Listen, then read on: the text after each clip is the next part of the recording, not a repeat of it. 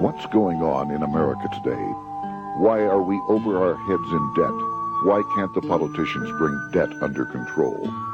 Why are so many people, often both parents now, working at low-paying, dead-end jobs and still making do with less?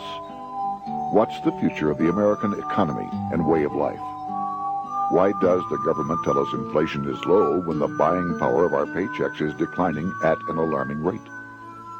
Only a generation ago, bread was a quarter, and you could get a new car for $19.95. The problem is that since 1864, we've had a debt-based banking system. All our money is based on government debt. We cannot extinguish government debt without extinguishing our money supply. That's why talk of paying off the national debt without reforming our banking system is an impossibility. That's why the solution does not lie in discussing the size of the national debt, rather it lies in reforming our banking system. This is the Federal Reserve headquarters in Washington. It sits on this very impressive address, right on Constitution Avenue, right across from the Lincoln Memorial. But is it federal? Is it really part of the United States government? Well, what we're about to show you is that there's nothing federal about the Federal Reserve, and there are no reserves. The name is a deception created back before the Federal Reserve Act was passed in 1913 to make Americans think that America's central bank operates in the public interest. The truth is that the Federal Reserve is a private bank owned by private stockholders and run purely for their private profit.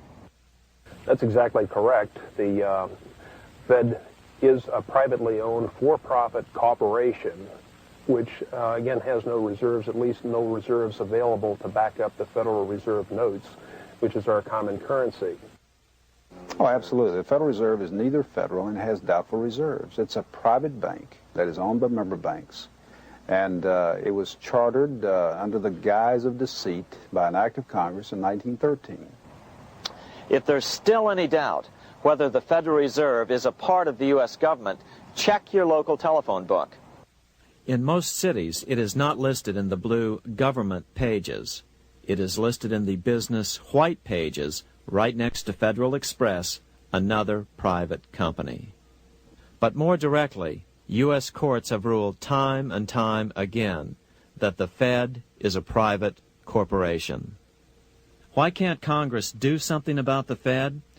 Most members of Congress just don't understand the system, and the few who do are afraid to speak up.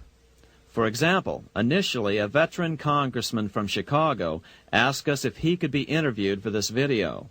However, both times our camera crew arrived at his office to do the interview, this was all we were able to film. The congressman never appeared, and eventually decided he no longer wanted to participate. But a few others in Congress have been bolder over the years. Here are 3 quick examples. In 1923, Representative Charles A. Lindbergh, a Republican from Minnesota, and father of the famed aviator Lucky Lindy, put it this way: the financial system has been turned over to the Federal Reserve Board. That board administers the finance system by authority of a purely profiteering group. The system is private, conducted for the sole purpose of obtaining the greatest possible profits from the use of other people's money. One of the most outspoken critics in Congress of the Fed was the former chairman of the House Banking and Currency Committee during the Great Depression years. Louis T. McFadden, Republican of Pennsylvania, said in 1932, "We have in this country one of the most corrupt institutions the world has ever known. I refer to the Federal Reserve Board. This evil institution has impoverished the people of the United States and has practically bankrupted our government. It has done this through the corrupt practices of the moneyed vultures